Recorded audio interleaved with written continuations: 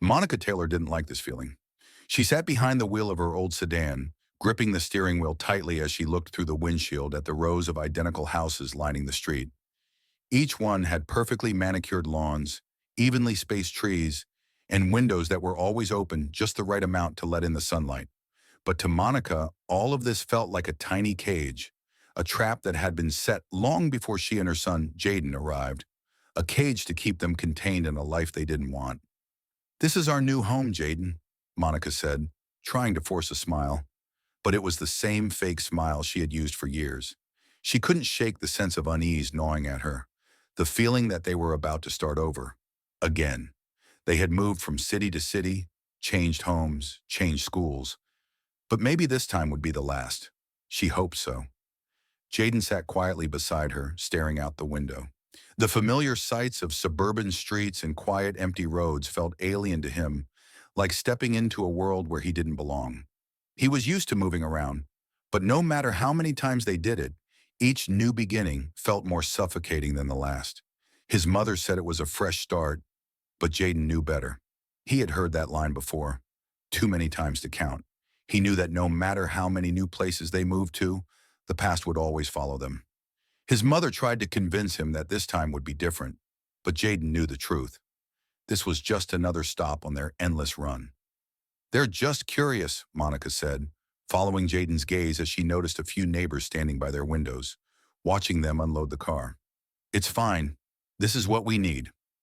Jaden nodded silently, but the tension in his mother's voice wasn't lost on him. He could tell she was just as uneasy as he was. They had only just arrived, and already Jaden felt the weight of those curious stares, the uncomfortable silence that seemed to hang in the air as they carried boxes into the house. This wasn't home, not yet. An hour later, as they finished unloading, Monica's phone rang. She nearly dropped the box she was carrying when she saw the caller ID, an unknown number. She hesitated for a moment before answering, her voice steady, but Jaden could tell something was off. "Wrong number," Monica said quickly, ending the call. But Jaden could see the color drain from her face, her hands trembling slightly as she tucked the phone back into her pocket. "Who was that?" Jaden asked, his voice soft but insistent. "It was nothing," Monica replied too quickly, her eyes flickering nervously. "Just a wrong number." But Jaden knew better. His mother's nerves had always been easy to read. He had seen that look before, when something was wrong, when they were running from something. He didn't press her further, but a sense of dread crept into his chest, as if someone, was closing in on them. By the time they finished settling in and the evening arrived, the house felt eerily quiet. The walls creaked with the sounds of the settling structure, but that didn't reassure Jaden. Something about this place didn't sit right with him. He couldn't shake the feeling that they weren't alone, that someone was watching them. It was a sensation he'd grown used to in their past lives, one that never quite went away. That night, as Jaden lay in bed, he couldn't sleep. His mind kept wandering to the phone call his mother had taken, to the look on her face afterward. He sat up, his gaze drifting to the darkened window. There in the distance, he saw a shadow moving between the trees across the street. A shiver ran down his spine. He didn't know if it was just the stress of starting over again, or if something truly was out of place, but the sensation of being watched was unmistakable. Jaden didn't act immediately, unsure if it was just paranoia or something more. But he knew one thing for sure. Things were different now, and he was certain that whatever had happened in the past, it wasn't over. Jaden slipped quietly out of bed, his bare feet making no sound against the wooden floor. He crept to the window, his eyes scanning the darkened street. The shadow he had seen earlier was gone, but the feeling lingered. His breath came out in shallow bursts as he strained his eyes, looking for any signs of movement. The only thing he could hear was the distant hum of traffic and the faint rustle of trees in the wind. Still, that nagging sensation that he wasn't alone refused to go away. It wasn't until the sound of a door creaking open downstairs that Jaden's pulse quickened. He froze for a moment, trying to convince himself it was just the house settling. But then came the unmistakable sound of footsteps. A deliberate, slow pace. Someone was outside and they were getting closer. Heart racing, Jaden moved swiftly to the door, his hand gripping the knob as he listened carefully. He couldn't make out the footsteps clearly, but the rhythm was unmistakable. The sound grew fainter as if the person had turned back, or perhaps was trying to hide. Without thinking, Jaden pushed open the door and crept downstairs, making sure his footsteps were as silent as possible. The house was dark, save for the soft glow of the porch light that filtered through the cracks of the front door. His breath caught as he reached the landing and looked down into the entryway. The door was slightly ajar, just enough to let the night air in. "Hello?" Jaden called softly into the quiet, his voice barely above a whisper. His eyes darted to the shadows, looking for any sign of movement. The air was thick with tension, and he was sure someone was there, just out of sight. But all he heard was the distant rustle of leaves and the steady tick of the clock on the wall. Suddenly, the sound of hurried footsteps echoed from the side of the house, growing fainter as if someone was running away. Jaden's heart skipped a beat. He moved quickly to the door and flung it open. But by the time he stepped onto the porch, the figure had disappeared into the night. He stood there for a moment, the cool breeze hitting his face, trying to make sense of what had just happened. Was it just his imagination, or had someone been watching them? As Jaden returned inside, locking the door behind him, his mind raced. He couldn't shake the feeling that something was wrong, that they weren't alone in this new town. The last few years of moving from place to place, always running from something, had left Jaden with an uncanny awareness of danger. And tonight, something felt more real than ever before. He climbed back into bed, pulling the covers over his head as if that could shield him from the unease. But sleep didn't come easily. His mind kept replaying the events, the phone call his mother had received, the figure outside, and the lingering sense that someone was closing in on them. In the quiet of the night, Jaden tried to push the thoughts aside, but a single question kept gnawing at him. Who is looking for us? The next morning, Jaden woke to the sound of his mother calling up the stairs. "Jaden, get up. We're going to be late for your first day of school." Jaden groaned and rubbed his eyes, wishing for just a few more minutes of sleep. He didn't want to go to school. He didn't want to leave the safety of the house that had already started to feel less safe than before. He pulled himself out of bed and stumbled downstairs where Monica was waiting with a cup of coffee in her hand. "You okay?" she asked, her eyes scanning him for any signs of unrest. "I'm fine," Jaden muttered, though his voice didn't quite match his words. Monica seemed to sense that something was off but didn't press him further. Instead, she gave him a reassuring smile. "It'll be fine, Jaden. Just a fresh start. New school, new people. You'll fit right in." Jaden didn't respond. He didn't feel like fitting in. All he wanted was to get through the day without drawing too much attention to himself. He had learned early on to stay under the radar. It was better that way, easier. But something about Ridgewood felt different. The town felt like it was hiding something, like there was a truth just beneath the surface, waiting to be uncovered. After breakfast, Monica drove him to Ridgewood High. The school loomed ahead, an imposing brick structure with an almost fortress-like appearance. Jaden couldn't shake the feeling that, like everything else here, the school was another trap waiting to be sprung. As he stepped out of the car, Jaden looked up at the massive building and took a deep breath. "You've got this," he whispered to himself before pushing through the heavy double doors. Inside, the hallways buzzed with activity as students rushed between classes. Jaden felt the eyes on him immediately, dozens of them. Whispers followed him as he walked, and conversation seemed to stop every time he passed a group of students. The hallway felt too bright, too crowded, and Jaden quickly located his locker to avoid standing out any longer than he had to. He fumbled with the combination, trying to focus on anything other than the curious stares. As he opened the locker door, he heard a voice from beside him. "New kid thinks he's special," a voice said with a mocking tone. Jaden turned slightly to find a stocky senior with a crew cut leaning against the neighboring locker, arms crossed. Ryan Walker. He had that look, the look of someone who liked to test people just to see how far he could push them. "I'm just trying to find my way around," Jaden said, keeping his voice calm and neutral as he closed his locker. "Right," Ryan sneered. "Well, let me introduce you to Ridgewood High. I'm Ryan Walker, and this is Chase Miller," he said, gesturing to the towering figure beside him. Jaden looked up at Chase, who was built like a football lineman, tall, broad, and intimidating. Chase didn't say anything, just stared down at him as if sizing him up. "Nice to meet you," Jaden said flatly, trying to move past them. But Chase stepped into his path, bumping his shoulder into Jaden's hard.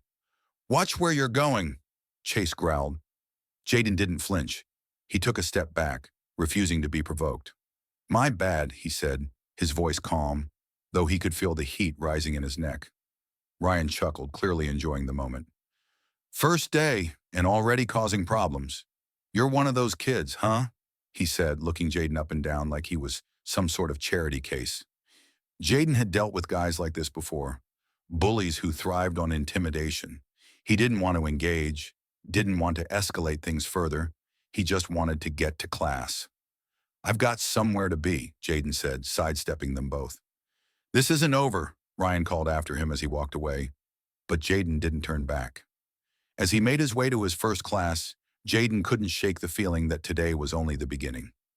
There was something about Ryan and his crew that felt like more than just high school drama. Something told him that this was going to be a lot harder than just surviving the first day. The morning bell rang, echoing through the hallways of Ridgewood High. Jaden stepped into the crowded corridor, his backpack feeling heavier than usual. The students around him moved in clusters, chatting and laughing as they navigated their way to their next class. It felt like a scene from a movie. Everyone knew their roles, had their groups, and there was no room for anyone new. He was just another stranger, another face to ignore or mock. But Jaden knew better than to let that bother him. He had faced worse. He had moved through tougher places, and nothing here felt different. Not yet, anyway. As he walked to his first class, he kept his head down, trying to blend into the background. It wasn't just the eyes on him that made him feel uncomfortable. It was the whispers that followed him, the way conversation stopped when he passed by. New kid, they must have thought. Maybe a little strange, maybe a little off. Jaden didn't care. He wasn't there to make friends. He was there to stay under the radar, to keep his head low until his mother's worries about their past finally faded. He found his locker quickly and opened it, the combination clicking with ease. As he slid his books inside, he felt the familiar weight of the stairs. They were at it again. He could practically hear the thoughts running through their heads. Who is he? Where is he from? What's his deal? "Hey, new kid," a voice called out from behind him. Jaden froze for a split second, already knowing who it was. He didn't need to turn around to recognize the tone, the attitude. Ryan Walker, the guy who liked to make an entrance, the guy who thrived on picking at the weak, the outsider. Jaden turned slowly, forcing a calm expression onto his face. "Yeah." Ryan smirked, leaning against the locker beside Jaden's, with a group of his friends trailing behind him. "You think you're special, huh?" Ryan's eyes glinted with challenge. Jaden said nothing at first, simply closed his locker. His fingers brushed the cold metal as he faced Ryan. "I'm just trying to get through the day," he said, voice steady, though he could feel the tension building in the pit of his stomach. "Uh-huh," Ryan said with a laugh. "I'm Ryan. This," he nodded to the guy next to him, a massive guy who looked like he belonged on the football team, "is Chase. You might want to watch your step, all right?" Chase nodded but didn't speak, his towering presence enough to make anyone uncomfortable. "Nice to meet you," Jaden replied, trying to remain polite. He knew this game. Smooth the waters, avoid the fight. "I should get going." As he started to turn, he felt it. Chase's shoulder coming at him, purposefully stepping into his path, bumping into him with force. The collision was hard enough that Jaden's balance wavered for a moment, but he caught himself, never letting the annoyance show. "Watch where you're going," Chase growled. Jaden's jaw tightened, but he didn't react. He stepped back, giving Chase a wide berth. "My bad," he muttered. It wasn't a lie. It wasn't the truth either. Ryan laughed again, loud and obnoxious. "Look at that.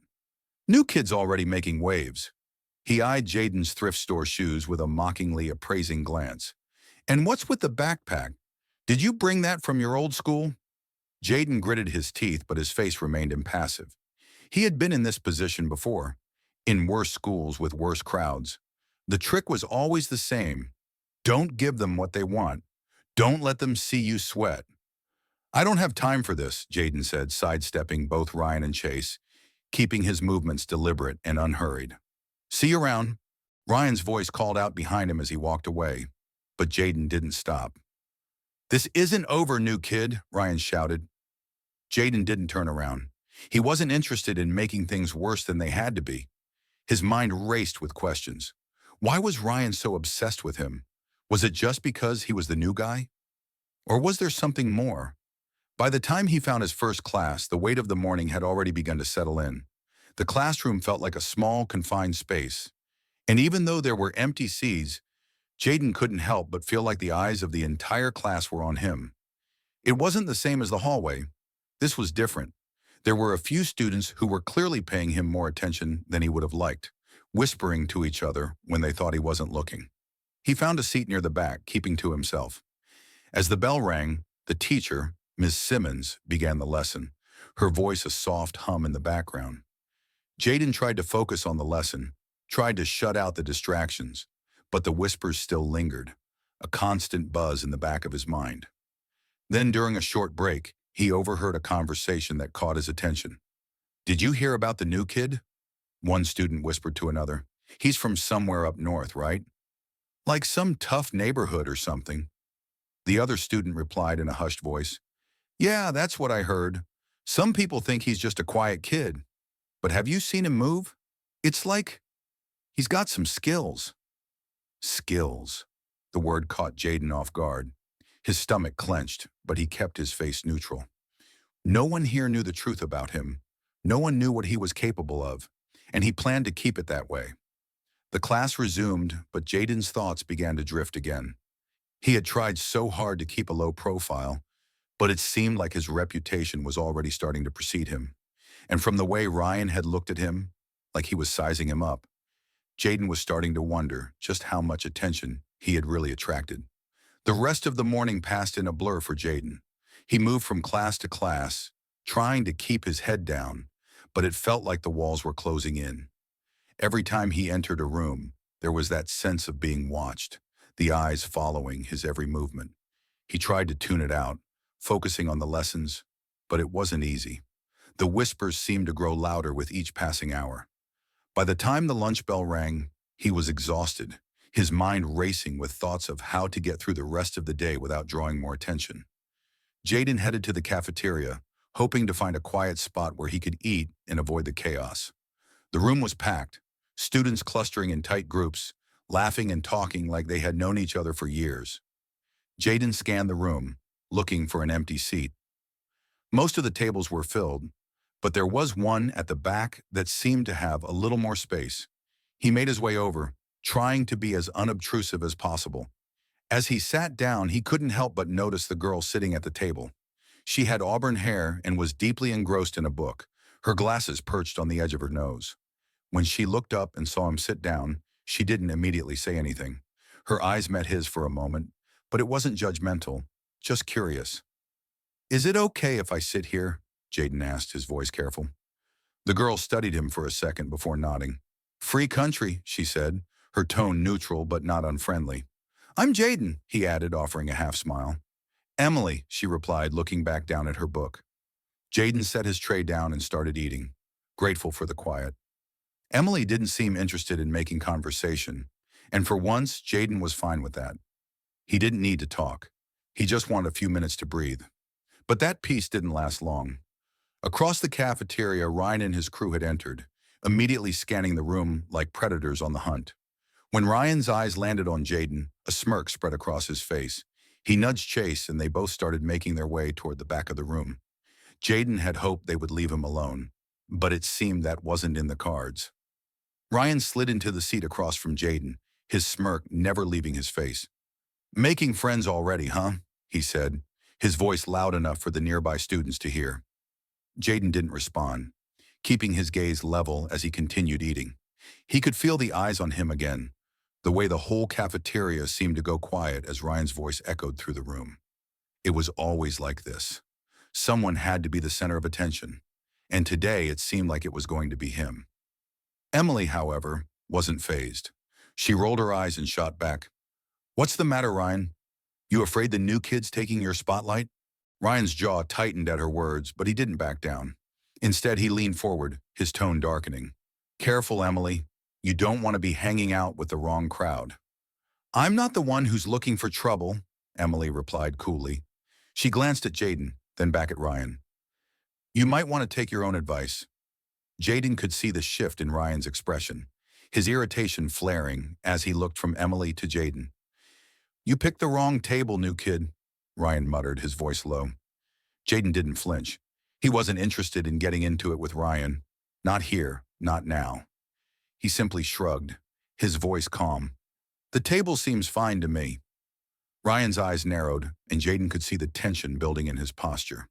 Let's see how long that lasts, he said, before gesturing to Chase, who was hovering nearby, looking for an excuse to get involved. Chase took a step forward, knocking over Jaden's milk carton with a deliberate swipe. The carton tipped, spilling across the table. Jaden didn't react at first. He simply reached out, his hand moving with a speed that seemed almost unnatural, catching the carton before it could spill more than a few drops. Ryan looked surprised, his eyes narrowing. Lucky catch, he muttered, clearly annoyed at being thwarted. Emily, on the other hand, raised an eyebrow. Huh, didn't think you had it in you, she said, her voice low. Not bad, new kid. Jaden shrugged, setting the carton back on the table. Probably just luck, he said, his voice casual, though his eyes locked with Ryan's, holding his gaze just long enough to send a message. Ryan didn't say anything more. He shot a quick glance at Chase, then nodded, signaling for them to leave. This isn't over, new kid, Ryan called as he turned and walked away. As they left, Emily leaned forward, her voice quieter now. Nobody stands up to them like that, she said. I didn't expect you to be the type. I didn't do anything, Jaden replied, his tone even. Exactly, Emily said, her eyes meeting his with a new kind of understanding. And that's what got to them. Ryan and Chase, they're used to everyone backing down. You didn't, and that's why they're pissed. Jaden was silent for a moment, thinking about what had just happened. He hadn't meant to draw attention to himself, but it seemed like no matter what he did, it wasn't enough to avoid it. He didn't know why Ryan had picked him, why he decided to make an enemy out of him. But now he realized it didn't really matter. He was in for something far bigger than he had expected when he first stepped through those doors. The next few days at Ridgewood High felt like they were slipping by in slow motion. Jaden tried his best to ignore the whispers, the stares, the feeling that he was always being sized up by someone. But it was impossible to escape. Ryan Walker and his group seemed to be everywhere, always lurking just a little too close, always looking for a way to provoke him. Every time Jaden passed them in the hallway, Ryan would make some snide remark, and his friends would laugh, feeding off the tension. Jaden had made it clear that he wasn't going to back down, but he wasn't about to engage in some pointless fight either. He had learned long ago that the best way to deal with bullies was to remain calm, to not let them see that they were getting under your skin. So he kept walking, kept his head down, kept his mouth shut. But it was becoming harder to ignore the simmering anger that Ryan seemed to be stirring up inside him. One afternoon after the final bell of the day, Jaden headed to his locker to grab his things before heading home. He was lost in thought, his mind on the fight he knew was coming, when he heard the unmistakable sound of footsteps behind him. He didn't need to turn around to know who it was. Hey, new kid, Ryan's voice cut through the noise of the hallway. Got a minute? Jaden froze for a moment, wondering what this was going to be. He didn't turn around right away, but the urge to just get this over with was growing stronger. Finally, he faced Ryan, his expression neutral. What's up? Jaden asked, his voice calm. Ryan was standing a few feet away, his arms crossed, a smirk on his face. I think it's time we settled this, don't you? You've been walking around here acting like you own the place, like you're something special. I don't like that. Jaden raised an eyebrow. You're the one who's been making it a problem, not me. Ryan's smirk faded slightly, replaced by a look of annoyance. You think I care what you think? This isn't about what you think. This is about respect. Respect? Jaden echoed. What respect are you talking about? I've done nothing to you. Oh, you've done plenty, Ryan said, taking a step forward. You've shown up acting like you're better than everyone else, refusing to play by the rules. You're not special, new kid, and I'm going to make sure you know that. Jaden didn't move, but something in him snapped. Ryan was trying to push him into a fight, trying to provoke him into a reaction, and Jaden was done with it. He had spent enough time being the calm, silent one, but he wasn't going to let Ryan get away with this. "I'm not looking for a fight," Jaden said, his voice low, but firm. "But I'm also not going to keep letting you walk all over me." Ryan's eyes narrowed, and for a moment, Jaden thought he might take a swing at him right then and there. But then Ryan just laughed, shaking his head. "You're not even worth the effort," Ryan said, turning to walk away. "But just know this, new kid. This isn't over. You can't hide from me forever." Jaden stood there for a moment, watching Ryan and his crew walk off, a sense of frustration bubbling inside him. He had held back, kept his cool, but for how much longer could he keep doing that? As he turned to leave, a voice called out behind him. "Jaden!" Jaden spun around to find Emily standing there, looking concerned. She was holding her books to her chest, her brow furrowed in worry. "Are you okay?" she asked, her voice soft. Jaden nodded, trying to brush it off. "Yeah, just the usual." Emily's eyes lingered on him, studying him carefully. "I'm sorry about Ryan. He's like that with everyone who doesn't fit into his little world." "I know," Jaden said, his voice tight. "He's not the first guy like him I've had to deal with." Emily frowned. "I just don't get it. Why does he keep picking on you?" "I don't know," Jaden said, his voice laced with frustration. "Maybe he sees something he doesn't like. Or maybe he's just looking for an excuse to push me around." "Well, don't let him get to you," Emily said, her tone firm. "People like Ryan only have power if you let them. You don't have to fight back with violence, but you can stand your ground. You don't owe him anything." Jaden looked at her, a small, appreciative smile tugging at the corners of his lips. "Thanks, Emily. I'll keep that in mind." She smiled back, but Jaden could see the worry still etched on her face. He appreciated her concern, but at that moment, he felt more alone than ever. Emily might have been trying to help, but she couldn't understand what it was like to be in his shoes. No one could. As Jaden walked out of the school and toward the bus stop, the weight of the conversation with Ryan lingered in his mind. Ryan had made it clear that he was going to keep pushing him, keep testing him, and Jaden didn't know how long he could keep avoiding the inevitable. His thoughts were interrupted by a shadow falling across the pavement. He looked up to see a black car slowly rolling by, its windows tinted dark enough that he couldn't make out the driver. Something about the car struck him as odd, like it didn't belong. It was too out of place for this quiet town. Jaden's heart skipped a beat as the car slowed down even more, pulling up beside him. For a moment he thought the driver might stop, but instead, the car continued moving at a slow pace, passing him by. He watched it until it disappeared around the corner, the uneasy feeling settling back into his chest. Jaden didn't let the strange encounter with the black car distract him for long, but as he boarded the bus, the uneasy feeling still lingered, gnawing at the back of his mind. He sat down in an empty seat, staring out the window, watching Ridgewood's quiet streets pass by. The town seemed calm, peaceful even, but the tension inside Jaden's chest wouldn't go away. Something was off. He tried to shake it off, focusing on the upcoming fight with Ryan. Jaden didn't want to get involved in anything that would lead to trouble, but he couldn't help feeling that Ryan was pushing him toward it, almost like he was trying to force a confrontation. Ryan didn't seem like the kind of guy to back down, and Jaden wasn't sure how much longer he could keep avoiding the fight that was coming. When Jaden got home, his mother was in the kitchen, the faint smell of dinner filling the air. She looked up when he entered, her eyes briefly scanning his face. She was always watching him closely, but today there was something different about her gaze.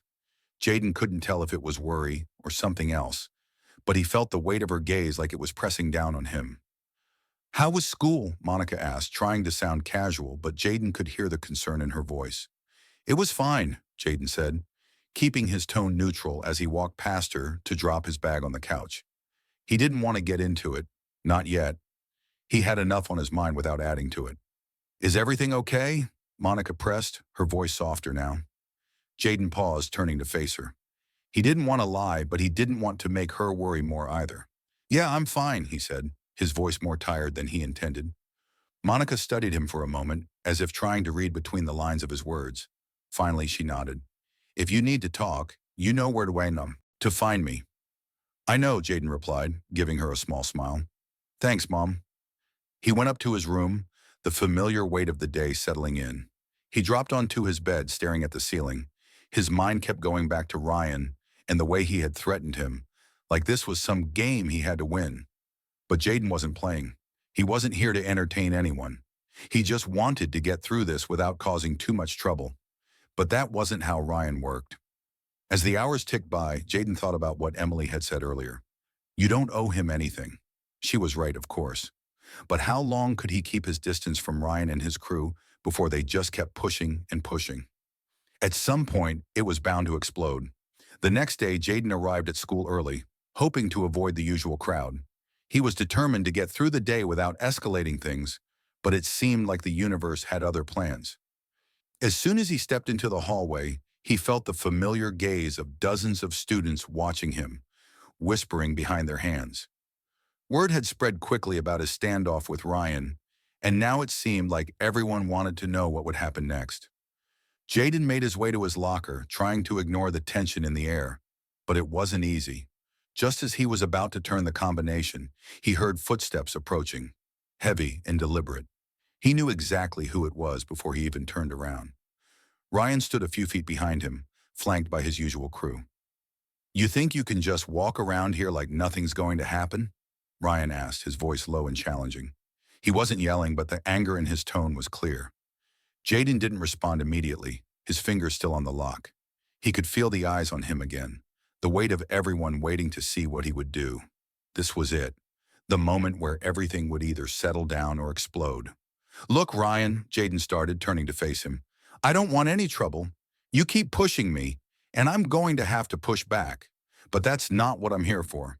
I'm here to go to school. So if you want to keep acting like this, that's on you. But I'm not playing your game. Ryan's eyes flickered with something between anger and amusement. You think you can just talk your way out of this, huh? You think I'm scared of you? He took a step closer, closing the gap between them. You're nothing. Just some quiet, weird kid who thinks he can hide behind his cool attitude. Jaden took a deep breath. His body relaxed, but his mind was already calculating the best way to handle this. He wasn't about to back down, but he also wasn't about to throw the first punch.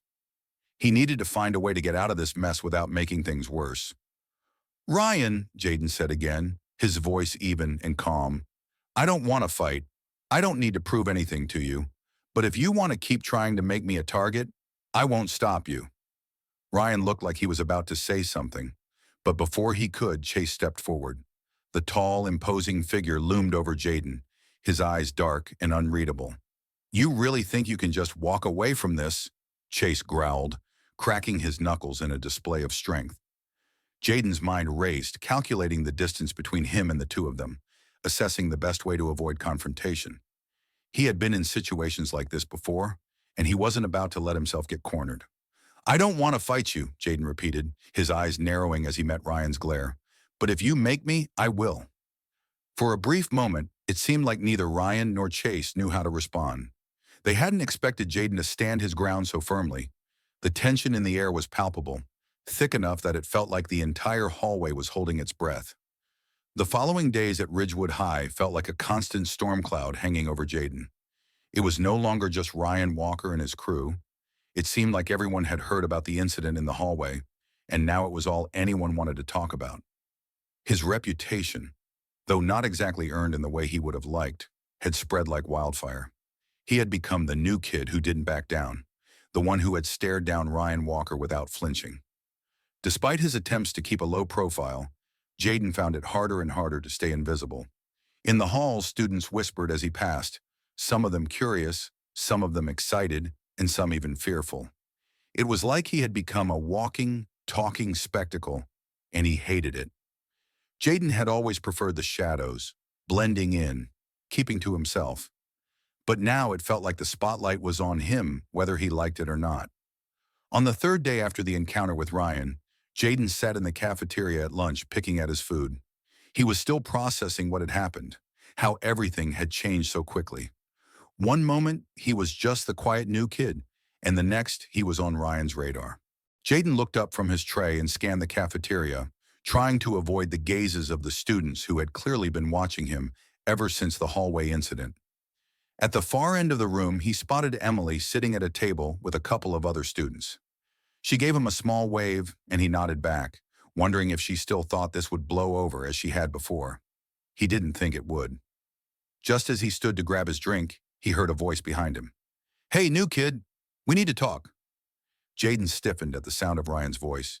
It was the same tone, challenging, arrogant, and backed up by that same irritating smirk that Jaden had become all too familiar with.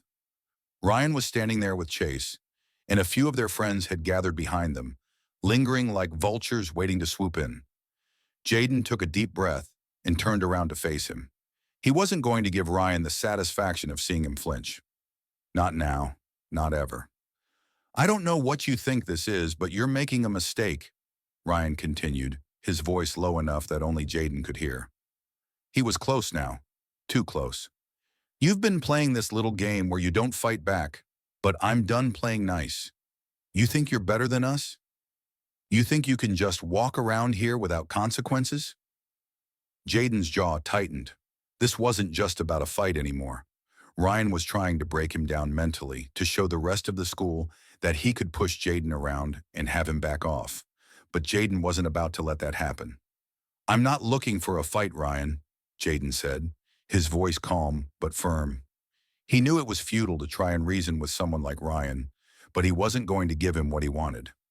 Ryan's eyes flickered with irritation, but he didn't back down. "You've been warned, new kid. This is your last chance. Either you show some respect or we make you." Jaden felt the temperature rise in the room, his blood beginning to heat as Ryan's words sank in. He wasn't afraid of Ryan or his crew, but the threat was clear. He knew what Ryan meant. This wasn't just about insults or pushing him around anymore. This was about showing everyone that Jaden couldn't keep up with their power. The worst part was, Jaden knew Ryan was probably right. He didn't have the backing or the influence to stand up to someone like Ryan, and yet Jaden wasn't backing down. He had never been the kind of person who could just take a punch and move on. He wasn't that person anymore. "I told you before, I'm not fighting you," Jaden said, voice steady despite the anger building inside him. "I'm not your punching bag." Ryan leaned in closer, his voice dripping with venom. "You will be, whether you like it or not." The tension in the air was thick, and Jaden could feel everyone's eyes on him. He was cornered, and this wasn't just a matter of walking away anymore. He could feel the fight closing in on him, and his body tensed, ready for what was to come. But just as things were about to escalate, a voice cut through the silence. "Hey, leave him alone, Ryan." It was Emily standing in the aisle, her arms crossed and her eyes hard. Ryan glanced over at her, a mixture of annoyance and disbelief flashing across his face. He wasn't used to being challenged, especially not by someone like Emily, who had never gotten involved in his drama before. "This is none of your business, Emily," Ryan snapped, turning his attention back to Jaden. But there was a flicker of uncertainty in his eyes. Ryan didn't want to lose face in front of the entire cafeteria, especially not with Emily standing there. "I think it is," Emily said, stepping closer. "You're just trying to bully him, and it's pathetic." Ryan's jaw clenched. He was a wolf, and she was challenging his authority, and wolves didn't like being challenged. But just when Jaden thought things were about to boil over, Ryan took a step back, his eyes narrowing in a mix of anger and calculation. "Fine," Ryan said, his voice dripping with venom. "We'll see how long that don't fight back thing lasts. But I'm not done with you, new kid. Not by a long shot." With that, Ryan and his crew turned, pushing their way through the cafeteria, leaving Jaden standing there, his heart racing. Emily walked over, standing beside him. "You okay?" Jaden didn't answer at first. He didn't know if he was okay. He was tired of the tension, tired of the games Ryan was playing, but he also knew that he couldn't let this go. He couldn't let Ryan win. "I'm fine," Jaden finally said, though his voice was tight. He looked around at the students who had been watching, their whispers already starting to pick up again. "Thanks for stepping in." Emily gave him a sympathetic look, but Jaden could see the worry in her eyes. "I'm not sure how long this is going to hold off the storm," she said quietly. "You can't keep ignoring it forever, Jaden." Jaden's stomach tightened. Emily was right. But he didn't know what else to do. The fight was coming. He just wasn't sure how much longer he could keep avoiding it. The rest of the lunch period passed in tense silence. Jaden sat down at a table with Emily, trying to act like everything was fine, but his mind was miles away. He couldn't help but replay the conversation with Ryan over and over. The way Ryan had threatened him, the pressure in the air. It was clear that things were about to escalate. Emily glanced at Jaden, noticing the unease still etched across his face. "You don't have to go through this alone, you know," she said, breaking the silence. Jaden met her gaze, giving her a small, weary smile. "I'm not alone," he replied. "I've got you, right?" Emily nodded, but her eyes were still filled with concern. I don't want you to end up in a fight that gets you hurt. It's not worth it. You've already made it clear you're not here to start trouble." "I know," Jaden said, running a hand through his hair. "I just don't know how long I can keep letting him push me around." "Maybe it's time you stopped letting him push you," Emily said softly, her voice almost like a warning. Jaden nodded again, but the doubt was still there. He wasn't sure if he was ready to let things go that far. What would it mean to finally stand up to Ryan? Was it worth it? What would happen afterward? The bell rang, and Jaden grabbed his tray, ready to get back to class. He felt the eyes of the cafeteria still on him as he stood, as if everyone was waiting for something more to happen. Ryan and his crew were already gone, but the tension they left behind was still thick in the air. By the time Jaden walked into his final class of the day, he felt the weight of the entire school pressing on him. He wasn't just a student at Ridgewood anymore. He was the student, the one everyone was watching, the one everyone was talking about. He didn't like it, but it was the reality he had to face now. When he sat down at his desk, he looked around the room, trying to find some sense of normalcy. But it was impossible. All the students seemed to have their eyes on him, and no one was hiding their curiosity. No one was pretending they didn't know about the standoff in the cafeteria. The class began, but Jaden couldn't focus. His thoughts kept drifting back to Ryan and his crew, to the upcoming confrontation that felt more inevitable with each passing minute. He could hear Ryan's voice echoing in his mind, the challenge in it, the promise of something that wasn't going to end well. As the class progressed, Jaden noticed something that caught his attention, a name written on a scrap of paper that one of his classmates had dropped. It wasn't anything extraordinary, but for some reason, it stood out to him. He picked it up, holding it in his hand for a moment before slipping it into his pocket. It wasn't until later, when the bell rang and students started filing out of the classroom, that he took the paper out to examine it. The name was unfamiliar. Victor Kane. Jaden's brow furrowed. It wasn't a name he recognized, but something about it made his stomach twist uncomfortably. There was something off about it, something that didn't sit right. He tucked the paper into his bag for later, wondering if it was important, or just another one of those odd coincidences that always seemed to happen to him. He didn't have time to think about it for long. As he exited the classroom, his phone buzzed in his pocket. Jaden pulled it out, expecting a text from his mom or Emily, but it wasn't either of them. It was an unknown number. "You can't hide from this forever. The sooner you face it, the better. Meet me behind the school after dark if you're ready to stop running." Jaden stared at the message for a long time, his mind racing. He didn't recognize the number, but the message was clear. Someone knew him, knew what was going on, and was willing to meet him in secret. What was this? A trap? A warning? Jaden's first instinct was to ignore it, to forget it ever came through. But then something deeper, something almost instinctual, told him this was important. The mention of stopping running echoed something his mother had said when they first arrived in Ridgewood, about how they had to leave the past behind them, about how they couldn't keep running from whatever had happened before. The truth was, Jaden didn't know if he was ready to face whatever was out there, but he had the feeling that he didn't have a choice. The sun had set by the time Jaden made his way to the back of the school. The campus was eerily quiet, the shadows creeping longer across the pavement as the last remnants of daylight disappeared. He had kept the message on his phone a secret, not wanting to raise any more questions than necessary. But deep down, he knew this was something he couldn't ignore. Someone was out there, someone who knew things about him. And whether it was a trap or a lifeline, Jaden couldn't say no. He had seen the way Ryan and his crew looked at him, and the way their challenges had escalated from casual insults to outright threats. That alone made Jaden uneasy. But this felt different. Whoever had sent him that message had a level of control and knowledge that made his skin crawl. It was almost as if they had been watching him from the start, waiting for him to slip, waiting for him to come to this exact point. Jaden made his way through the deserted halls of the school, the sound of his footsteps echoing in the empty corridors. He had stayed later than usual, hoping the darkness would hide him. His heart raced as he approached the back door, a door that led into the alley behind the school. The door creaked as he pushed it open, stepping out into the cool evening air. The alley was lined with dumpsters and old, unused equipment, the smell of mildew and trash filling the air. It was a far cry from the well-maintained lawns and pristine streets he had seen around the rest of Ridgewood. This was the forgotten part of the town, the one that no one cared about. It was a fitting place for something shady to go down. Jaden's phone buzzed again, pulling him from his thoughts. He pulled it out, already dreading the message. "Turn around." He whipped around, his heart skipping a beat. There, standing in the shadows at the end of the alley, was a figure. The light from the school's security lamps barely illuminated the person, but Jaden could make out the silhouette of a man, tall and broad-shouldered. The man stepped forward slowly, his face still shrouded in darkness. Jaden felt a jolt of anxiety tighten in his chest.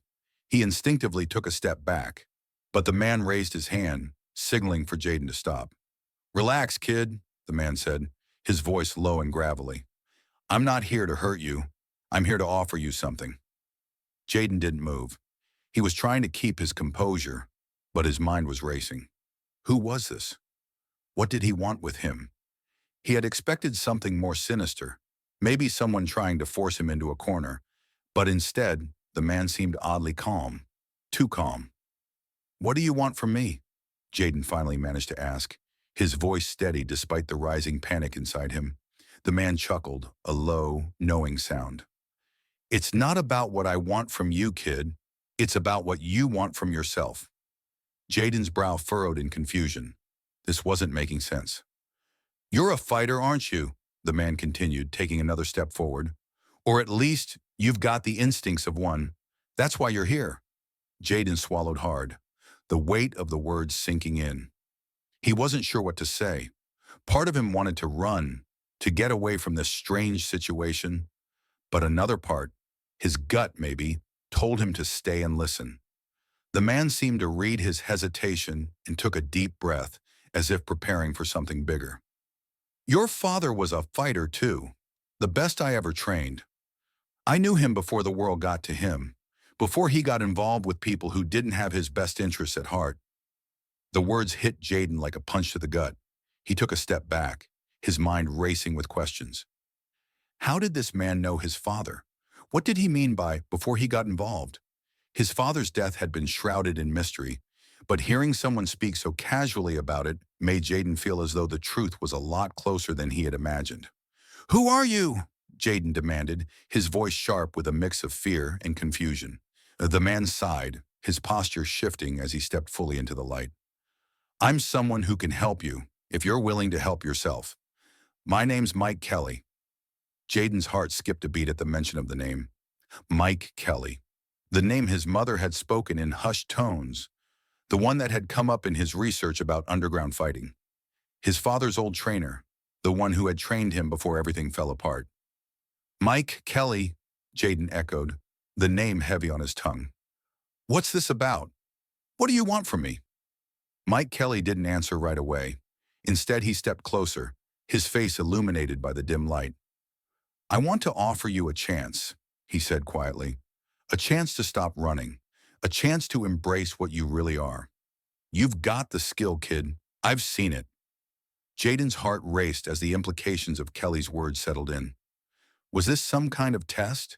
Some invitation into the underground fighting world his father had tried so hard to escape? The very world that had killed him?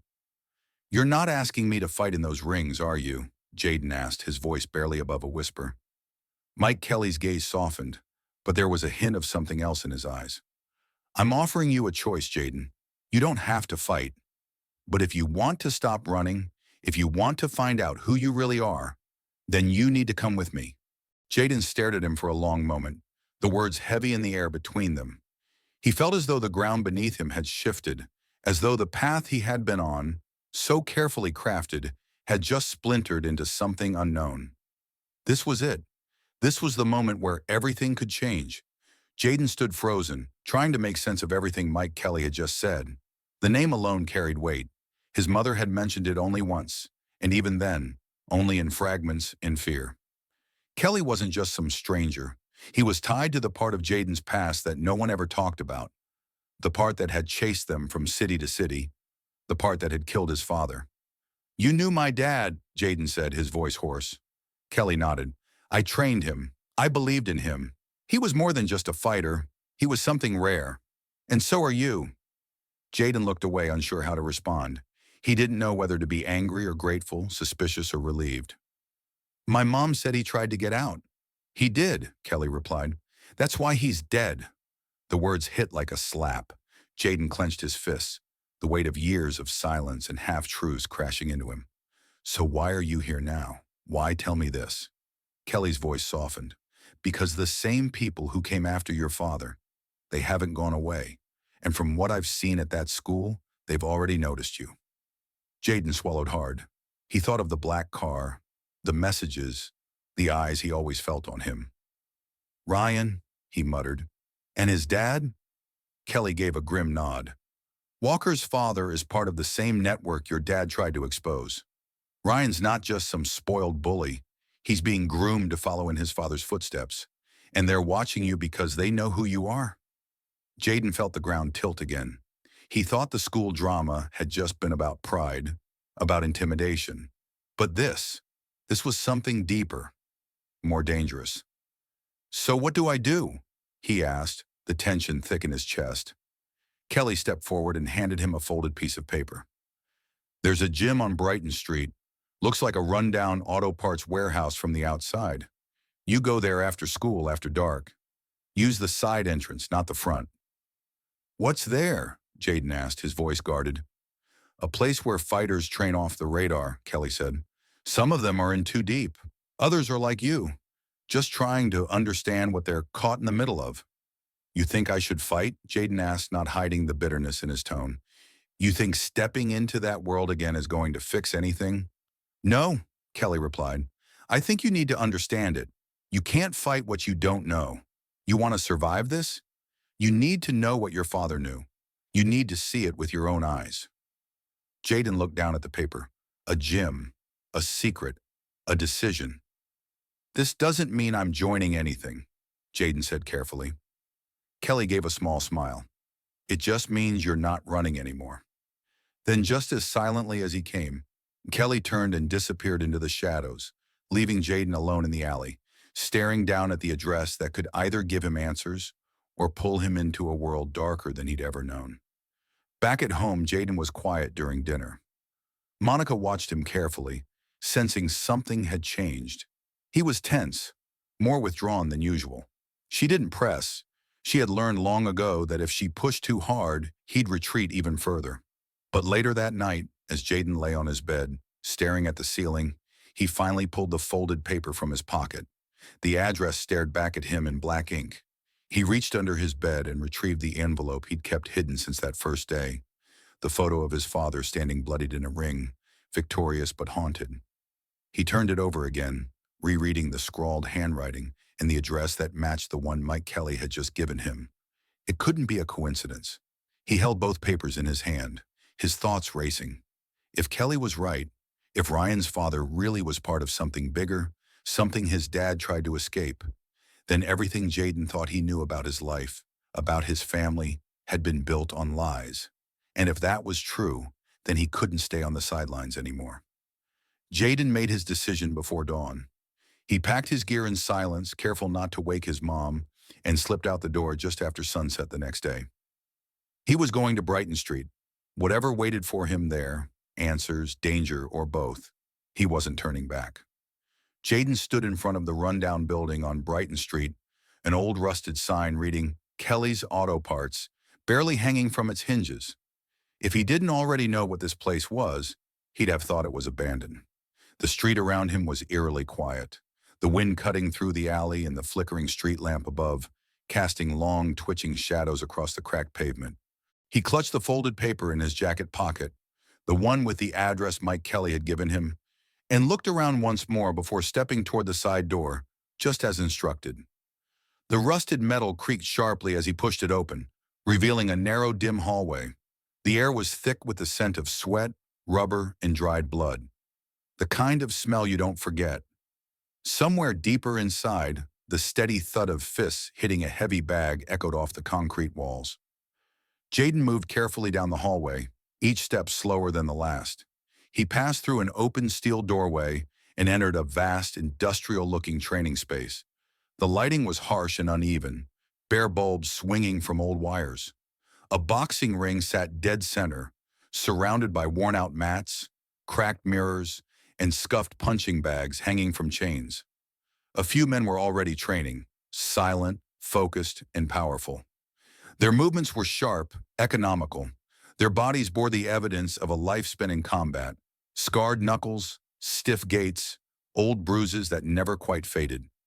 One of them looked up, Mike Kelly. He was wrapping tape around a fighter's wrists, a towel slung over his shoulder.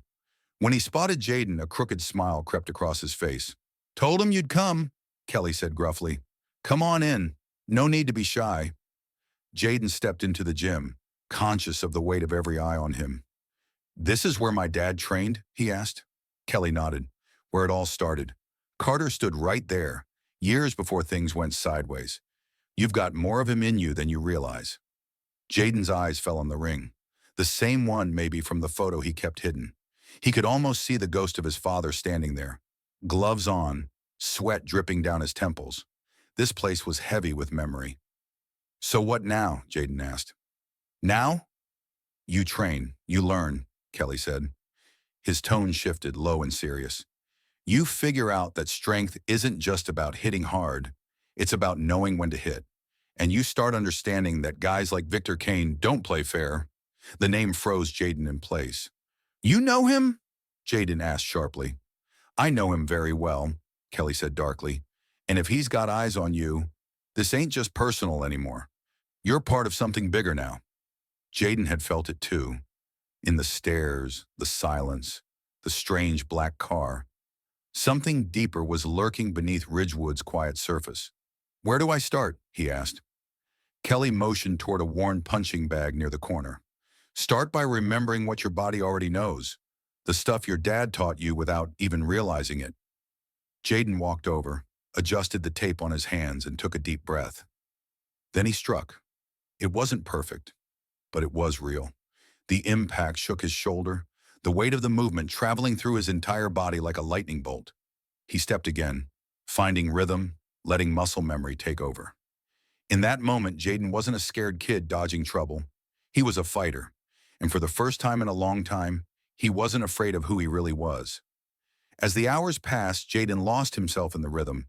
Jab, pivot, reset.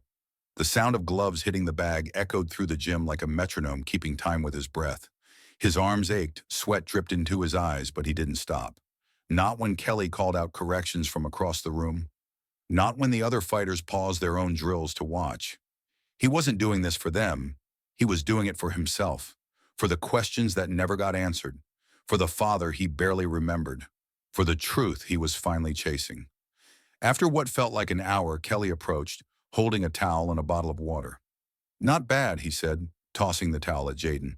"Your footwork's rusty, but your instincts—" Solid Jaden wiped the sweat from his brow and took the water gratefully. "Feels like my body remembers more than I do." "That's how your dad was," Kelly said. "Could pick up things in a day that took other guys months to get right. And like you, he didn't just fight with his fists, he fought with purpose." Jaden sat down on a worn bench by the wall, his chest still rising and falling. "What happened to him, really? My mom told me bits and pieces, that he wanted out, that people didn't let him leave." Kelly's face tightened. He lowered himself onto a stool across from Jaden, resting his elbows on his knees. "Your dad had something special, something dangerous to the wrong people. He wasn't just good.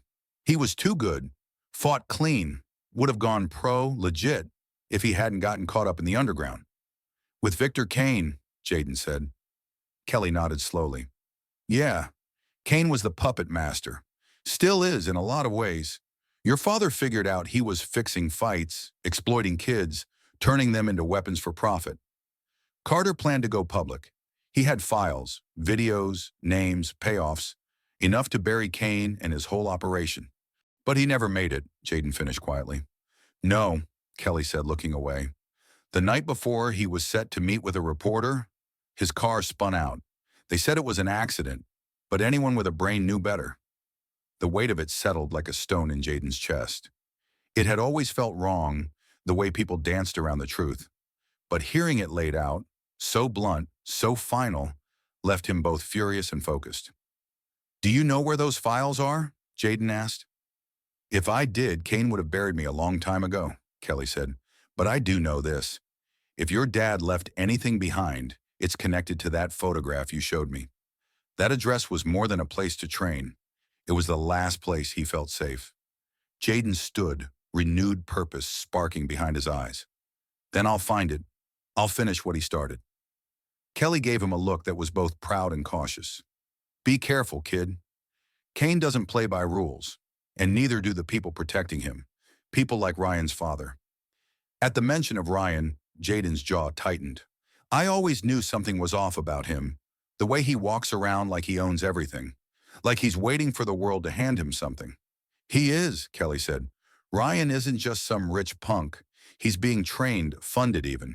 They're grooming him to be the face of Kane's new front, a clean, legal fight league that hides the same dirty money underneath. And if you get in the way, I'm already in the way, Jaden said. Might as well keep walking forward. Kelly stood, clapping a hand on Jaden's shoulder. All right then, come back tomorrow. We'll start pushing harder. As Jaden left the gym that night, stepping back into the cold Ridgewood air, the streets felt different, quieter, like they were watching, waiting. The shadows hadn't disappeared, but now Jaden understood they weren't just following him. They had always been there. They had taken his father. They had tried to silence his mother, and now they were testing him. But he was done hiding. Brighton Street wasn't just the start of his training, it was the beginning of his mission. By the end of the week, the tension at Ridgewood High had reached a boiling point.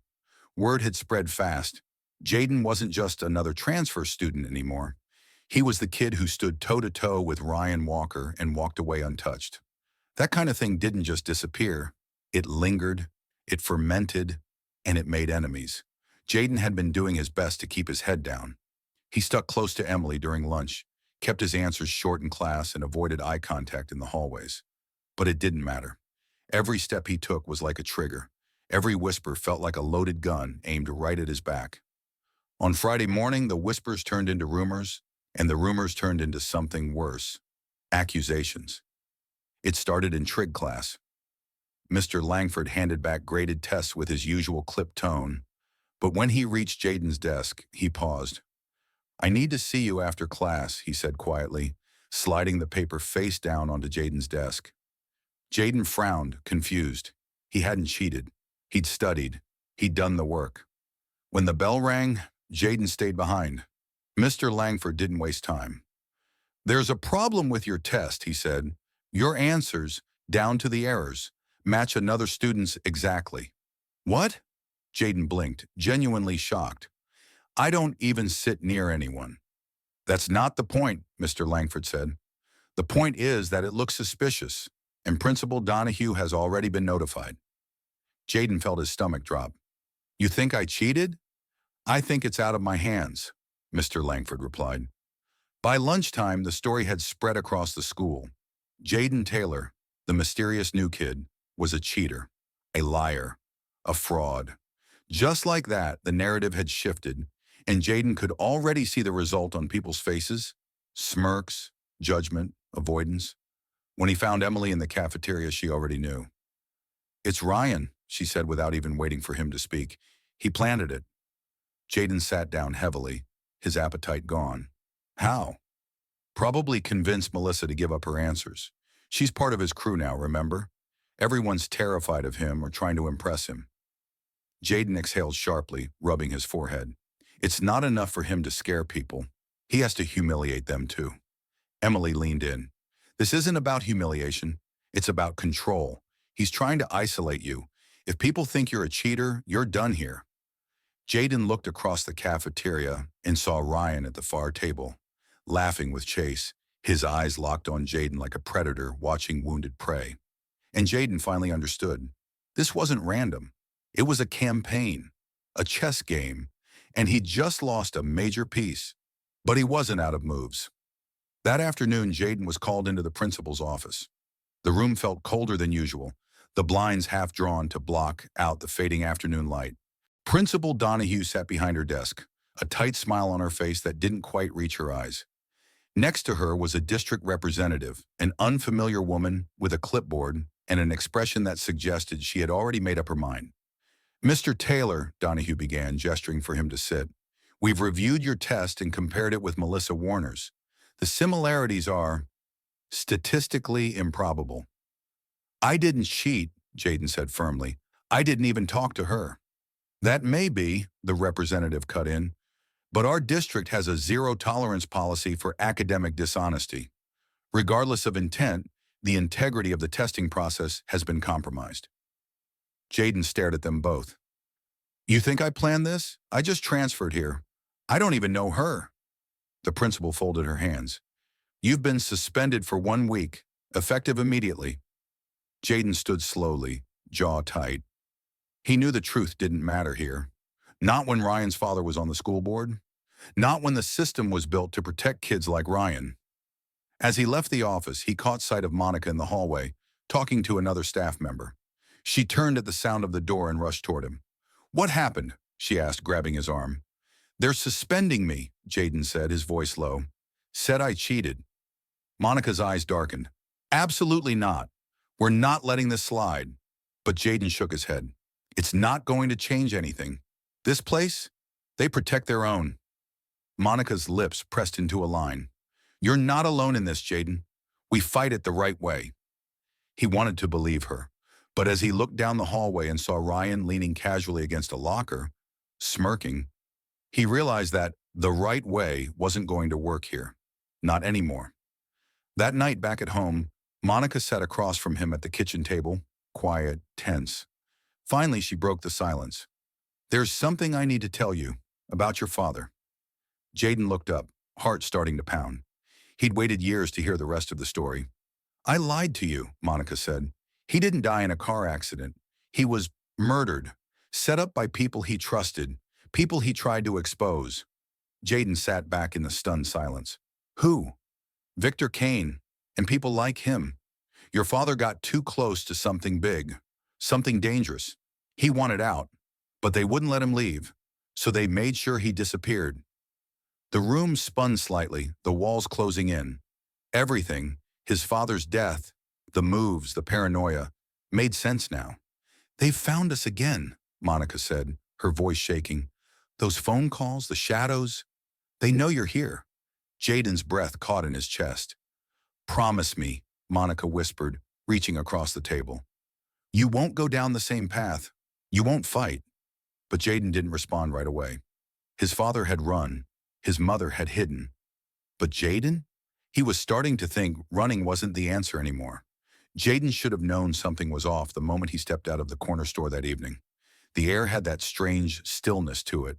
Too quiet for a Friday night. Too tense. He glanced down the street, instinctively scanning for movement.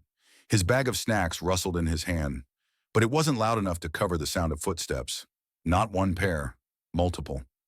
He took a shortcut through the school parking lot like he always did. It was faster, less crowded. But tonight it was different. The floodlights on the side of the gym were off. Shadows stretched long across the pavement. And when he reached the center of the lot, he heard it. Hey, Taylor! He turned. 5 figures stepped out from behind the parked cars. Ryan, Chase, and 3 others from their crew. They formed a loose half circle, cutting off every exit but the way Jaden had come. He sighed, setting down the bag slowly. You guys really waited for me in a parking lot? What is this, a movie? Ryan grinned, but it didn't reach his eyes. Nah, just settling unfinished business. You've been making us look bad, Taylor. Can't have that. Jaden's gaze swept the group, assessing spacing, posture, intent. He didn't move. Not yet. Not unless he had to. You sure you want to do this? 5-on-1? Chase cracked his knuckles. That's what makes it fun. I'm not looking for a fight, Jaden said calmly. So last chance. Walk away. Ryan's smile twisted. Wrong. Last chance for you. Chase lunged first, wild and aggressive. Jaden didn't flinch. He stepped just slightly to the left, letting the punch graze air. Chase stumbled forward from the momentum, nearly hitting the ground. Another came in from the side. Jaden ducked, pivoted, and used the boy's own force to redirect him off balance. It was fast, fluid, controlled. But still, he didn't hit back. Ryan watched, eyes narrowing. Stop dancing around and fight. Jaden turned his gaze on Ryan. I don't need to fight you to win. That only made Ryan angrier. Chase recovered and charged again. This time, Jaden moved with surgical precision, sidestepping the attack, then spinning behind him, placing a light push between his shoulder blades. Chase crashed forward onto the asphalt, groaning. The third boy hesitated now. They all did, because Jaden hadn't thrown a single punch.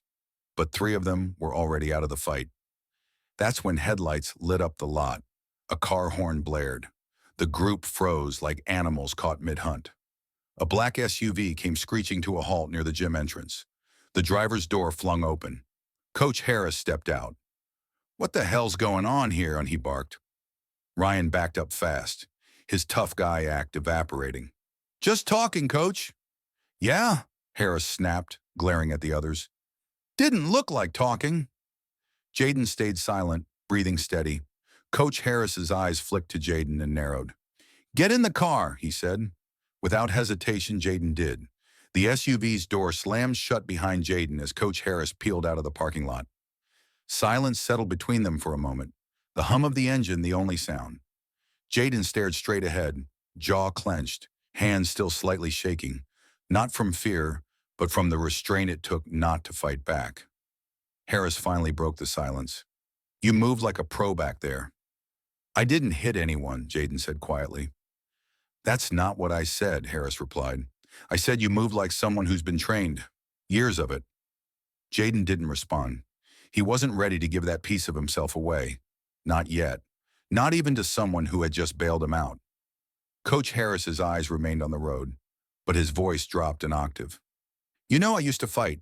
Not in high school. Not in front of crowds. But I know the signs. The way you anticipate. The way you redirect force. It's not something you learn watching YouTube videos. Jaden turned his head slowly. What do you want me to say? Nothing, Harris said.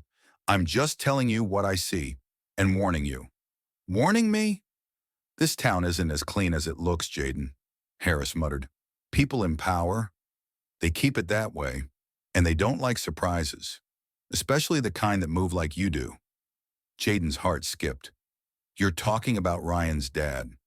I'm talking about a lot of people, Harris replied. But yeah, Walker's a big one, and he's got ties to someone a whole lot worse. You ever hear of Victor Kane? Jaden froze. Yeah, he said, voice low. I've heard the name. Harris glanced at him. Then you know exactly the kind of storm you're standing in the middle of. That man's a ghost.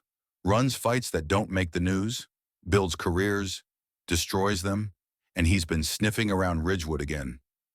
Jaden leaned back, thoughts racing. Why now?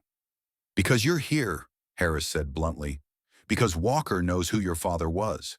And Kane, he never lets go of loose ends. The car pulled to a stop in front of Jaden's house. The porch light was still on, and Monica's silhouette stood behind the front curtain watching. Before Jaden opened the door, Harris reached into his coat pocket and handed him a card. Simple, white, with just a phone number printed in the center.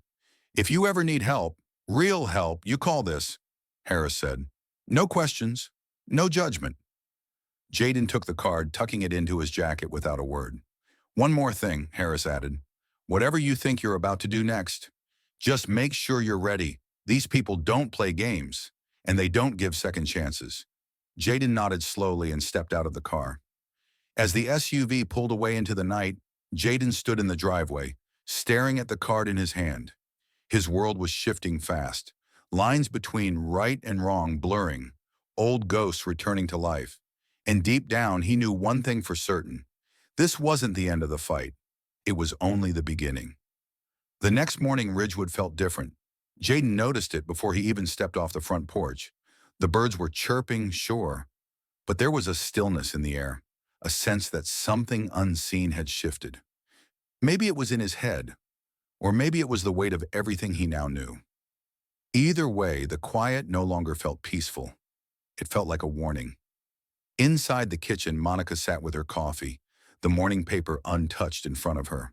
She looked up as Jaden entered, concern still etched on her face after the night before. "You didn't sleep," she said softly. "Neither did you," Jaden replied, grabbing a glass of water. Monica hesitated, then spoke. "I've been thinking about what I told you, about your father, about Cain, and if he's resurfacing, if he's coming after you." Jaden didn't let her finish. "Then it's too late to keep running." Monica's eyes widened, but she didn't argue. She just reached beneath the kitchen sink and pulled out a small, weathered box. "Your father gave me this the week before he died. Told me to keep it hidden and only give it to you if things ever turned dark." Jaden opened the box slowly. Inside was a stack of papers, a couple of photos, and a USB drive taped to the bottom.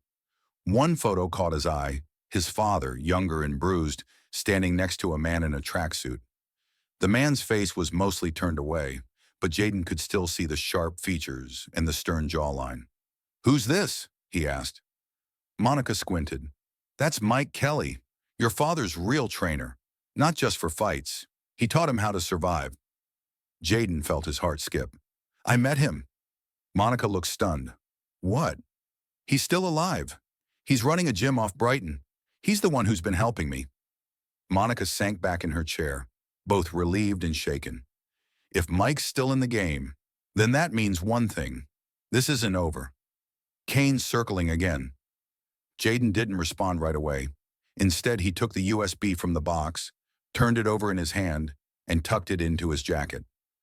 "Then it's time we stop pretending. This is just going to blow over." Later that day, Jaden met Emily and Ethan at the park. Far from the school, far from any ears that might be listening. He pulled the USB from his pocket and set it on the bench between them. "My dad left this behind," he said. "If we're going to take down Cain, we need to know what's on it." Emily leaned in. "And if it's dangerous, then we finally know how deep this goes." Ethan flipped open his laptop and plugged in the USB. For a few seconds, nothing happened. Then a folder popped up, labeled only with a single word: proof. Inside, dozens of files, video clips, scanned documents, transaction logs, even email threads. Jaden leaned over Ethan's shoulder, his eyes scanning the screen. Many of the files were dated years ago, some even before Jaden was born. But the names were very familiar. Victor Cain, Thomas Walker, Ryan Walker. Even names of current school board members, local politicians, business donors from Ridgewood. "Holy crap," Ethan whispered. This is a gold mine." Emily pulled out her phone and started snapping photos of the screen. "This is enough to go to the police, the FBI even." Jaden didn't speak. He couldn't. His mind was trying to process the scale of it all. His father hadn't just been planning to leave the fight game. He was planning to blow the entire system open.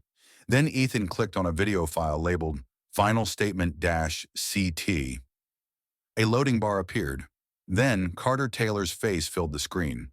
The recording was grainy, but his voice came through clear. "If you're watching this, then they finally caught up to me. And if that's the case, my son is probably old enough to know the truth." Jaden's throat tightened. "I was pulled into something bigger than I ever expected. I fought to survive. But what they're doing now, recruiting kids, fixing fights, laundering money through schools and local governments, it's poison, and it has to stop." The camera wobbled slightly, as if it were being handheld. "I've gathered everything I could. Names, locations, transfers. This isn't just Cain. Walker's involved. Others too. I don't know how deep it goes, but someone has to finish what I started." The video ended, just like that. The silence that followed felt heavier than before. Jaden finally spoke. We have to get this out, but not just post it online. If we screw this up, they'll bury it before it ever sees daylight. Emily nodded. I know a reporter. My dad worked with her once on a civil case. She's legit. If anyone can take this and make it untouchable, it's her. Ethan closed the laptop carefully. We'll need backups, multiple copies, hidden locations. Jaden nodded.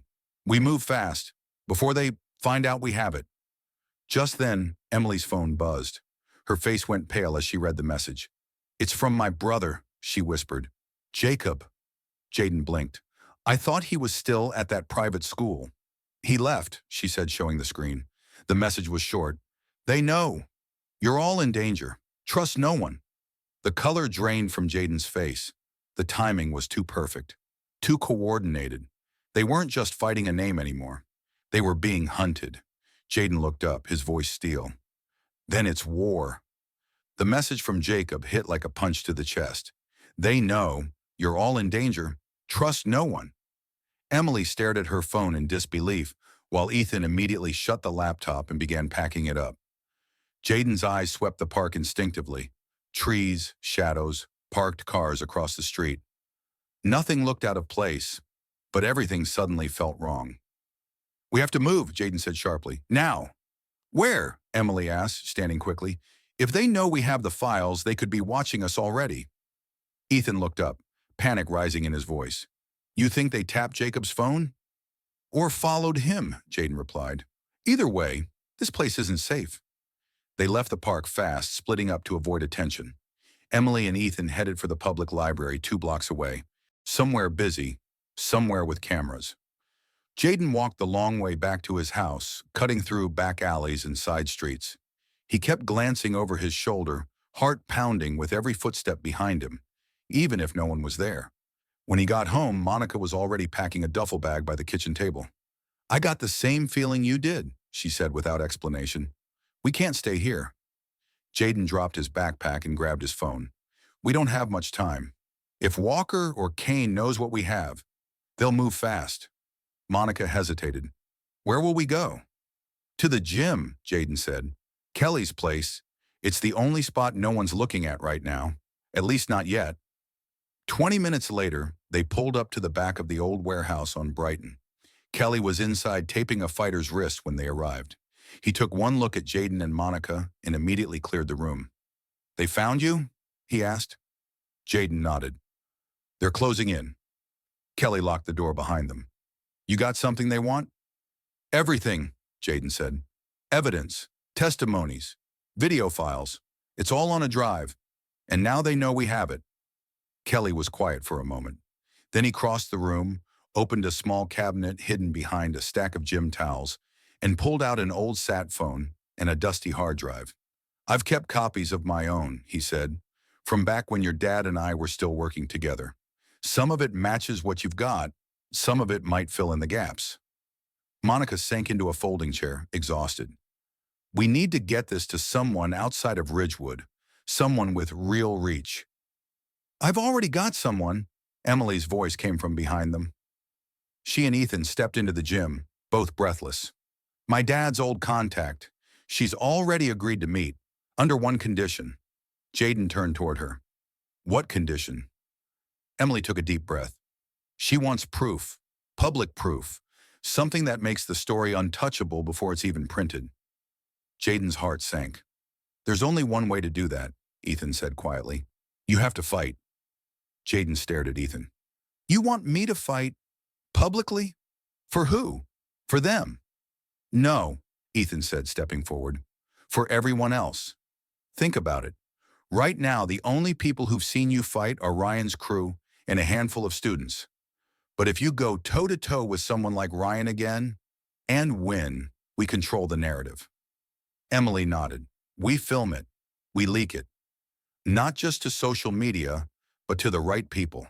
The reporter needs something visual, undeniable, something that makes Kane and Walker's whole operation crack open. Jaden ran a hand through his hair, jaw tight. You're asking me to play into their hands. They want me to fight. They've been pushing me into this since day one. Kelly stepped forward, his tone calm but serious, then flipped the script. You don't fight their fight. You fight yours. On your terms, your way. You're not some pawn in their game. You're the proof they tried to erase. A tense silence filled the room. Monica finally spoke, her voice thin. It's dangerous, Jaden. If you do this, there's no going back. You become the center of it all. I already am, Jaden said quietly. They made me the target the day I walked into that school. He turned to Kelly. How much time do I need? Kelly's expression shifted, half grim, half proud. Not long. You've got the tools. We just need to sharpen them. Emily checked her phone. The event's being whispered around already. Ryan's crew's been hyping a final fight behind the gym next weekend. Everyone will be there. Then that's our window, Jaden said. We film it, we leak it, and when Kane and Walker try to spin it, the files go live. Ethan grinned nervously. High school street fight meets whistleblower leak. Could go viral. Kelly's face hardened. Which means you'd better be ready, because Ryan's not just training in his backyard anymore. His dad's brought in real fighters. Pros. They're prepping him to humiliate you, destroy you. Jaden's eyes darkened. Let them try. For the next 6 days, Jaden trained like a man with nothing left to lose. Kelly put him through hell. Early mornings, late nights, drills that pushed his body past exhaustion. Monica cooked quietly in the corner, watching with a mix of fear and fierce pride. Emily organized logistics with her contact. Ethan rewired cameras and tested microphones. Every person had a role. Every hour counted. And with every jab, every counter, every controlled breath, Jaden wasn't just training for a fight, he was preparing for a reckoning. The countdown had begun. The crowd started forming before the final bell even rang. By the time the last class ended on Friday, word had already spread across Ridgewood High and beyond. The showdown was on. Ryan Walker had officially challenged Jaden Taylor to a fight behind the school gym, and everyone knew it wasn't just about pride anymore. It was about power, legacy, truth. And for Jaden, it was personal. Emily met him at the edge of the bleachers, her face pale but composed. It's packed. Not just students. There are people from the next town over, even some off-duty cops, and media. Ethan's drone is up. Cameras are rolling. Good, Jaden said simply, tying the last knot on his hand wraps. Let them see. From the back lot, Jaden could hear the roars of the crowd, chants, jeers, a buzz of anticipation that reminded him of a professional arena, not a high school field. They had turned it into a makeshift ring, a taped square on the blacktop surrounded by bodies, phones out, ready to record history. They're expecting a brawl, Emily said quietly. Blood. Chaos. They'll get clarity, Jaden replied, his voice steady. Kelly walked up behind them, placing a firm hand on Jaden's shoulder. This is your moment, kid. But remember, it's not just about beating Ryan, it's about what happens after. I know, Jaden said. I'm ready. Together they walked through the split in the crowd, silence falling as Jaden stepped into the center. His presence was magnetic, focused, unreadable. He didn't flex, didn't posture. He just stood there, like a storm waiting for its first flash of lightning. Then Ryan arrived. He came in flanked by Chase and 2 others, all in black athletic gear. Ryan was wearing branded gloves, his jaw clenched, the confidence in his stride calculated and theatrical. The crowd roared his name, but it was forced, strained, almost like they were waiting to see who'd blink first. Ryan stepped into the ring, nose to nose with Jaden. You should have stayed quiet, he sneered. Now you're going to bleed in front of the whole school. I don't bleed easy, Jaden said calmly. A ripple went through the crowd. Ethan's drone hovered above, capturing every angle. Emily stood on the perimeter, live streaming directly to the reporter. Monica watched from a distance, her hands clasped tight, a silent prayer on her lips. The referee, a senior who had volunteered, lifted his hand. Ready? Ryan cracked his knuckles. Jaden exhaled slowly. Fight! Ryan struck first, a wild hook meant to intimidate. Jaden swayed just enough to avoid it, then stepped back, not countering, just watching, measuring. This wasn't about brute force. It was about timing, and Jaden knew something Ryan didn't. This fight wasn't the real battle. It was just the stage. Ryan pressed forward like a man with something to prove, swinging with speed and rage. Combinations that would have crushed anyone else. But Jaden wasn't anyone else. He moved like water, slipping between punches, absorbing the rhythm, letting Ryan waste energy while he stayed composed. The crowd began to shift. Cheers for Ryan dulled into silence. The spectacle they expected, a brutal takedown, dominance, wasn't happening. Instead, they watched something rarer, control. Jaden wasn't just defending, he was learning, reading. Finally, Jaden struck. A quick jab to the ribs, then a retreat, then another, a surgical counter to Ryan's lead hook. The impact snapped Ryan's head to the side. He stumbled, and for the first time, uncertainty flickered across his face. Jaden didn't press. He waited. Let the silence grow. Let everyone see. Ryan snarled and charged again, more reckless now. He aimed low, a feint, and then came over the top with a right meant to knock Jaden's head off. But Jaden sidestepped, pivoted, and executed a move he'd trained for all week. A short elbow hook that cut across Ryan's chin with just enough force to drop him to one knee. The crowd gasped. Phones raised higher. Ethan's drone swooped in. Ryan looked up, blood on his lip, breathing hard. You think this proves something? It does, Jaden replied. It proves you're not untouchable. Ryan screamed and launched forward, but this time Jaden was ready.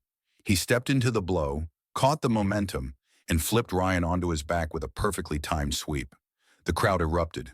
Jaden stepped back, chest rising and falling. He didn't go in for the finish, didn't raise his fists. He stood over Ryan, calm, quiet, finished. It's over, he said. Ryan groaned, rolled to his side, and muttered something unintelligible. Ethan waved from the corner. We got it. Everything. Audio, video, live streams already blowing up. It's everywhere. Emily came running through the crowd. The reporter's calling for an exclusive.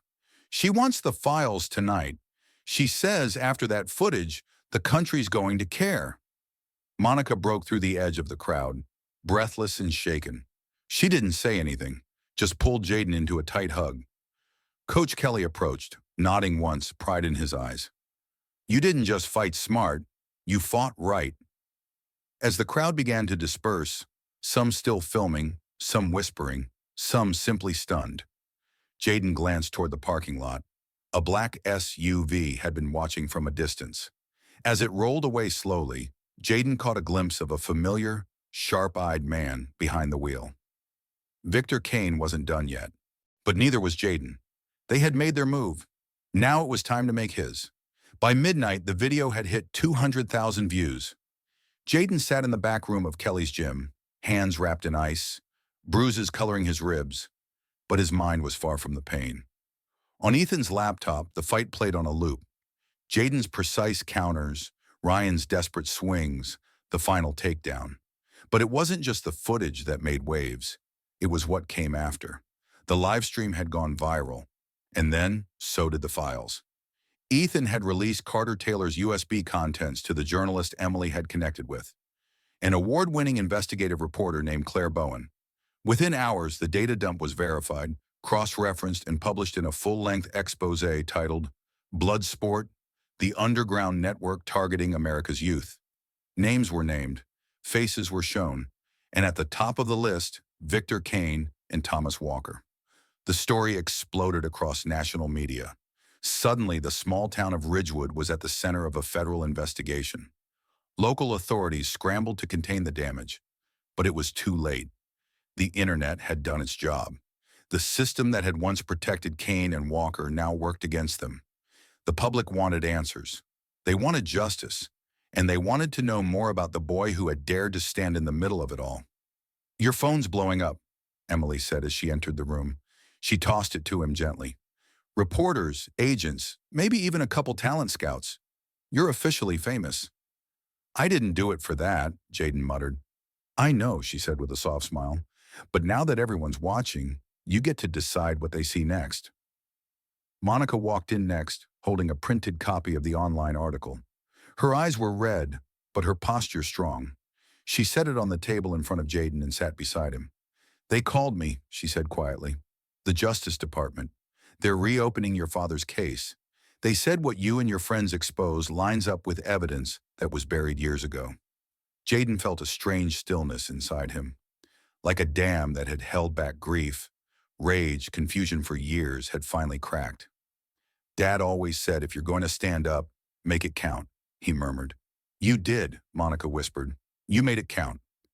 Outside the gym, police sirens wailed in the distance, not in pursuit of Jaden this time, but of the people who had built an empire on silence and shadows.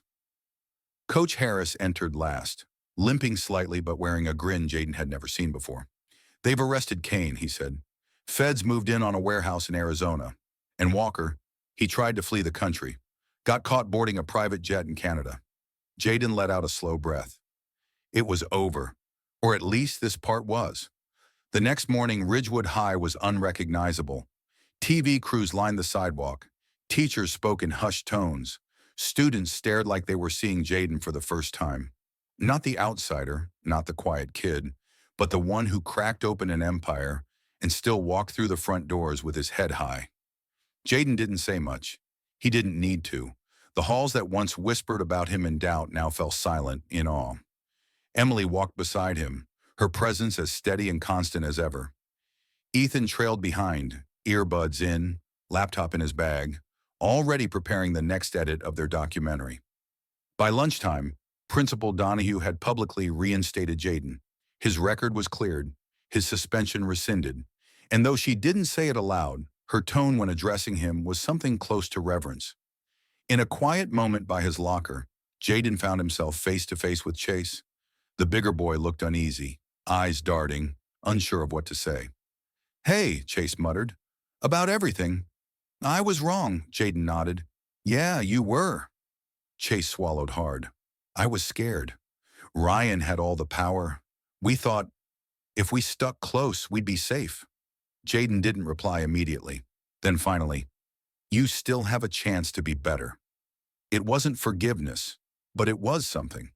That afternoon, Jaden returned to Kelly's gym, now officially reopened under a new name, the Carter Taylor Foundation. A banner hung across the entrance, strength through discipline, power through truth. Inside, Coach Harris was setting up new equipment. Monica handled registration paperwork, and Jacob Dawson, Emily's brother, was working with two younger kids at the punching bags, his confidence returning with each session. You sure about the name? Kelly asked Jaden as they stood by the office door. Jaden looked up at the photo of his father that now hung on the wall. Carter Taylor, mid-fight, eyes locked on something no one else could see. I'm sure, Jaden said. He never got to finish the fight, so we will. Emily appeared beside him, holding up a thumb drive. Claire says the story's going international. Other victims are coming forward. Other towns. Other rings. Jaden took the drive from her. Then we're not done. Ethan, behind them, raised his camera. Mind if I roll one more take? Jaden turned, smiled faintly. Go ahead, but make sure you capture all of it. The truth, not just the fight. As Ethan filmed, Emily leaned close. So what now? College? MMA? Witness protection? Jaden chuckled. Maybe all three. They laughed, and for the first time in what felt like forever, it wasn't bitter or tense. It was real. As the camera rolled and the gym filled with the rhythmic sounds of gloves hitting bags, Jaden looked out across the space they had reclaimed. Once a place built on blood and fear, now alive with purpose. The war might not be over, but the battle they fought, they won. And the legacy Jaden carried, it was no longer a burden. It was a mission.